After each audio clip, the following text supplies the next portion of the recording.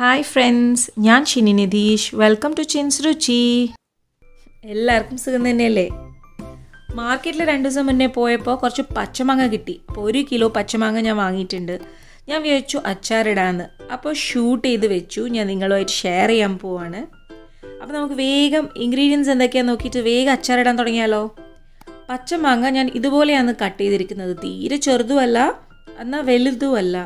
Medium സൈസിൽ ചോപ്പ് ചെയ്തിട്ട് ഉപ്പൊക്കെ പെരക്കിയിട്ട് 2 ദിവസം ഞാൻ ഫ്രിഡ്ജിൽ വെച്ചിട്ടുണ്ടായിരുന്നു. അങ്ങനെ ചെയ്യുമ്പോൾ കുറച്ചും കൂടി ടേസ്റ്റി ഫ്രഷ് പച്ചമാങ്ങ എടുക്കുന്നതിനെക്കാട്ടിലും. ഇനി അടുത്തത് അച്ചാർ പൊടിയാക്കേണ്ട കുറച്ച് മസാല പൗഡേഴ്സ് ആണ്. കായം 2 ടീസ്പൂൺ, മുളക് പൊടി 6 ടേബിൾ സ്പൂൺ ആണ് ഞാൻ എടുത്തത്.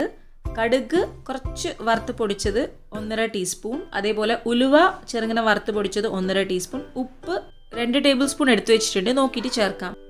ഇനി നമുക്ക് ഇഞ്ചി, വെളുത്തുള്ളി, കറിവേപ്പില, പച്ചമുളക് ഇതൊക്കെയാണ് വേണ്ടത്. ഇഞ്ചി ഞാൻ 2 ടേബിൾ സ്പൂൺ ചെറുതായി അരിഞ്ഞെടുത്ത് വെച്ചിട്ടുണ്ട്. പച്ചമുളക് ഒരു 12 എണ്ണമാണ് ഞാൻ എടുത്തത്. ഇത് അത്ര എരിവില്ലാത്ത പച്ചമുളകായിരുന്നു. വെളുത്തുള്ളി ഒരു 15 അല്ലി എടുത്ത് വെച്ചിട്ടുണ്ട്, അതേപോലെ ഒരു ചെറിയ പിടി കറിവേപ്പില. ഇനി നമുക്ക് വേണ്ടുന്നത് 2 ടീസ്പൂൺ കടുകാണ്. ടേബിൾ സ്പൂൺ അല്ല, ടീസ്പൂൺ എടുത്തത്. പിന്നെ നമ്മളെ മെയിൻ സാധനമാണ്, നമ്മൾ ഇതെല്ലാം സോട്ട് ചെയ്യാൻ പോകുന്നത് ജിഞ്ചിലി ഓയിൽ അല്ലെങ്കിൽ എള്ളെണ്ണയിലാണ്. എള്ളെണ്ണ കുറച്ച് അധികം വേണം, 100 ml ആണ് ഞാൻ എടുത്തത്. പിന്നെ നമുക്ക് വേണ്ടുന്നത് വിനീഗറാണ്. ഞാൻ ആപ്പിൾ സൈഡർ വിനീഗറാണ് എടുത്തിരിക്കുന്നത്. നിങ്ങൾക്ക് വേണമെങ്കിൽ സാധാരണ വിനീഗറും യൂസ് ചെയ്യാം കേട്ടോ. നമുക്ക് ആദ്യം നമ്മൾ എടുത്തു വെച്ച എല്ലാ പൊടികളും ഒന്ന് മിക്സ് ചെയ്ത് വെക്കുക. ഉലുവപ്പൊടി, കായപ്പൊടി, മുളക് പൊടി എല്ലാം, കടുക് പൊടി എല്ലാം ഒന്ന് മിക്സ് ചെയ്ത് വെച്ച് കഴിഞ്ഞാൽ നമുക്ക് ഈസി ആയിരിക്കും. പാൻ അടുപ്പത്ത് വെച്ചിട്ടുണ്ട്. ആ പാൻ ചൂടായിട്ടാകുമ്പം നമുക്ക് 100 ml എള്ളെണ്ണ ഒഴിച്ചു കൊടുക്കാം. 100 ml അല്ലെങ്കിൽ 125 ml ആയിക്കഴിഞ്ഞാലും പ്രശ്നമൊന്നുമില്ല. എള്ളെണ്ണ കൂടുന്നതിനനുസരിച്ച് നമ്മൾ അച്ചാർ കേടുകൂടാതെ കുറച്ച് കാലം കൂടി നിൽക്കും. അപ്പോൾ എണ്ണ നല്ലോണം ചൂടായിട്ടാകുമ്പം ഞാൻ എടുത്തു വെച്ച് കടുക് ഇട്ട് കൊടുത്തിട്ടുണ്ട്. ഞാൻ എൻ്റെ ഈ ചാനലിൽ വാഴപ്പിണ്ടി അച്ചാറും കൂടി ആക്കിയിട്ട് ഇട്ടിട്ടുണ്ട്. അതിൻ്റെ ലിങ്ക് ഞാൻ ഡിസ്ക്രിപ്ഷൻ ബോക്സിൽ കൊടുക്കാം കേട്ടോ. കടുകൊക്കെ ഏകദേശം പൊട്ടി കഴിഞ്ഞു.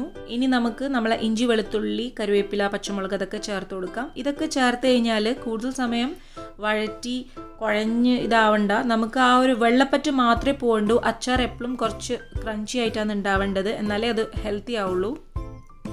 കുറച്ച് റോ ആയിട്ടുണ്ടാവുമ്പോൾ നമ്മൾ വിനീഗർ, അതേപോലെ ഉലുവേൻ്റെ ആ ഒരു റിയാക്ഷൻ ഇതൊക്കെ ആവുമ്പം അച്ചാർ നല്ലോണം ഫെർമെൻറ്റ് ആവും.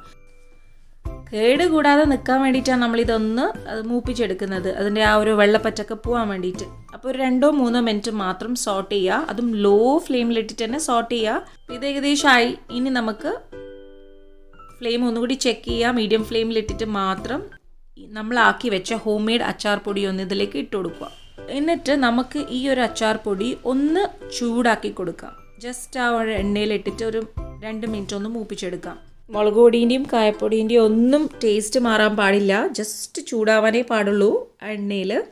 ഇനിയാണ് നമ്മൾ വിനീഗർ ഇട്ട് കൊടുക്കുന്നത്. ഞാൻ പറഞ്ഞു ഞാൻ ആപ്പിൾ സൈഡർ വിനീഗറാണ് യൂസ് ചെയ്തത്. നിങ്ങൾ സിന്തറ്റിക് വിനീഗർ യൂസ് ചെയ്താലും കുഴപ്പമൊന്നുമില്ല. ആപ്പിൾ സൈഡർ വിനീഗർ കുറച്ചും കൂടി ഹെൽത്തിയാണ്.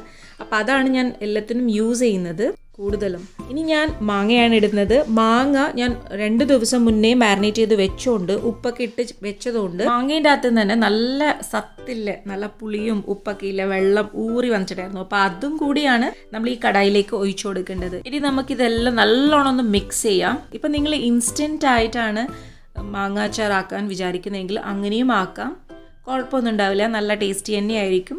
അപ്പോൾ തന്നെ നമുക്കത് യൂസും ചെയ്യാം, നല്ല ടേസ്റ്റി ആയിരിക്കും. പക്ഷേ 2 ദിവസം കഴിയുമ്പോൾ ടേസ്റ്റ് കൂടും. ഉപ്പൊക്കെ അതിൽ മാങ്ങയിൽ നല്ലോണം പിടിച്ച് ഇഞ്ചിൻ്റെയും വെളുത്തുള്ളിൻ്റെയും ഒക്കെ ആ ഒരു ടേസ്റ്റും ഒരു വെള്ളമൊക്കെ വരുമ്പോൾ കുറച്ചും കൂടി ഡ്രൈനെസ് ഒക്കെ മാറി നല്ല സെറ്റായി കിട്ടും നമ്മൾ അച്ചാർ.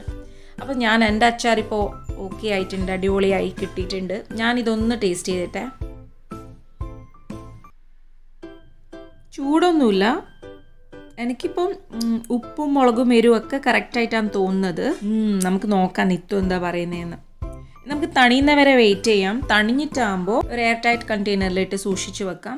ഒരാഴ്ച വരെയൊക്കെ നമുക്ക് ഫ്രിഡ്ജിലൊന്നും വെക്കേണ്ട ആവശ്യമില്ല. ഒരാഴ്ചയൊക്കെ കഴിഞ്ഞ് കഴിഞ്ഞാൽ മാത്രം പിന്നെ നമ്മൾ എടുത്തു കഴിഞ്ഞാൽ യൂസ് ചെയ്തുകൊണ്ടിരിക്കുമ്പോൾ സ്പൂൺ എടുക്കുക, അപ്പോൾ കേടാവാൻ ചാൻസസ് ഉണ്ട്. അപ്പോൾ നമ്മൾ ഫ്രിഡ്ജിൽ വെക്കുന്നതായിരിക്കും നല്ലത്. എൻ്റെ അച്ചാറിൻ്റെ വീഡിയോ എല്ലാവർക്കും ഇഷ്ടപ്പെട്ടോ? ഇഷ്ടപ്പെട്ടിട്ടുണ്ടെങ്കിൽ പ്ലീസ് ഒന്ന് ലൈക്ക് ചെയ്യണേ. പിന്നെ നിങ്ങളിത് ഉണ്ടാക്കി നോക്കിയിട്ട് നിങ്ങൾ ഫീഡ്ബാക്ക്സ് എനിക്ക് കമൻറ്റ് ചെയ്യണേ. നമ്മൾ പണ്ട് പോസ്റ്റ് ചെയ്ത വാഴപ്പിണ്ടി അച്ചാറിൻ്റെ റെസിപ്പിയും കൂടി കാണണേ. പിന്നെ ഒരു വലിയൊരു റിക്വസ്റ്റ് ഉണ്ട്, നിങ്ങൾ എൻ്റെ ചാനൽ ഇതുവരെ സബ്സ്ക്രൈബ് ചെയ്തിട്ടില്ലെങ്കിൽ പ്ലീസ് ഒന്ന് സബ്സ്ക്രൈബ് ചെയ്തിട്ട് ബെൽ ഐക്കണിൽ ഓൾ എന്ന ഓപ്ഷനും കൂടി ഒന്ന് എനേബിൾ ചെയ്യണം. എന്നാൽ മാത്രമേ ഞാനിടുന്ന വീഡിയോസിൻ്റെ നോട്ടിഫിക്കേഷൻസ് നിങ്ങൾക്ക് കിട്ടുള്ളൂ.